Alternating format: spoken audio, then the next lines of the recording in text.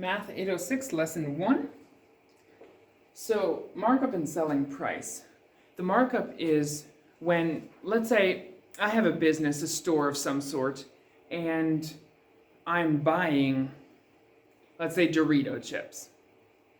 And I need to first pay the Dorito company to make them, for making them. Now, I want to sell them, and I need to make money with them. So I need to bump up the price from, let's say, $2 a bag to $3 a bag. So I'll actually get some money out of it so I can pay my hydro bills and all those other fixed costs. So that is what we call markup.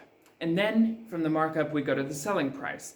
So this book has a lot to do with fabric. And yay, this grade 8 class is just full of guys. So what do? Well, we have shirts, whatever. We still need to buy fabric every once in a while, maybe, for the ladies in the house, or for mom for Christmas, or whatever you want to do. Anyway, moving on. So this next, let's do 3 random examples here of fabric and try to get the markup. What we do is take the cost of it and multiply it by that. So, but put a 1 point that way you don't have to add afterwards. So $4.50 multiply it by 1.35. And that's what your selling price is there. So for this new part you may use a calculator, but for the last part of the new part you can't. So go ahead and do these with me with a calculator. So 4.5 multiplied by 1.35. Multiply 1.35 is 6.075. Round to the nearest whole cent, which is $6.08. Next one. Same thing. Instead of having that number there, have $3.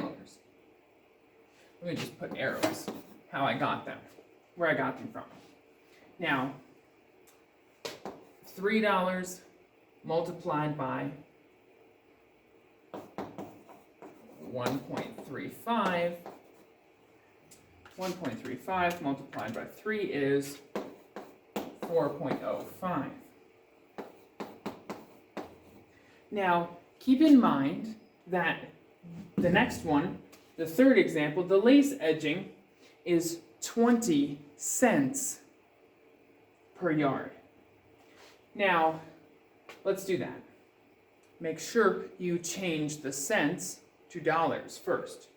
So 0.20, and then take your markup price, which is 1.35, and multiply them. So 1.35 multiplied by 0.20 is, and your answer is